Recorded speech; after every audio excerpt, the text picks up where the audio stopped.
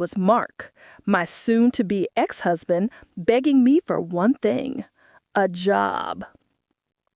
Look, I know what you're thinking. How does a successful guy, a man who just laughed in his wife's face about her financial future, end up crawling back 2 weeks later asking for work? It's a complicated story, and to understand it, we have to rewind to our life before the big fight. Mark and I were married for 15 years. For most of that time, our life looked perfect from the outside. He was the charming, charismatic face of his own company, a mid-sized corporate consulting firm. He did the glad-handing, the golfing with clients, the motivational speeches. He was the personality. He brought in the big deals. I, on the other hand, was the engine room. I was the one who designed the internal systems. I wrote the complex contract templates.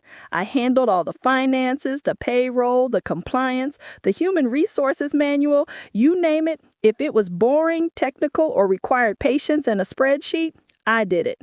I basically built the structure that held up his flashy exterior. I wasn't just his wife. I was the chief operating officer of our entire life, and unofficially of his business too. But I did all of this from home. I was happy to stay out of the spotlight. I didn't want the title, the meetings, or the stress of being the face. I just liked knowing that the foundation was solid.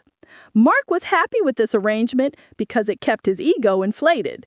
He got all the praise, and when things went wrong, he could just say, "Oh, let me check with the accounts department," and then quietly ask me to fix it. This dynamic slowly poisoned him. He started to think that because he was the one bringing in the raw money, I was just a financial burden. He forgot that the only reason his money stayed money and the business didn't get sued or audited out of existence was me. That's the context for the laugh.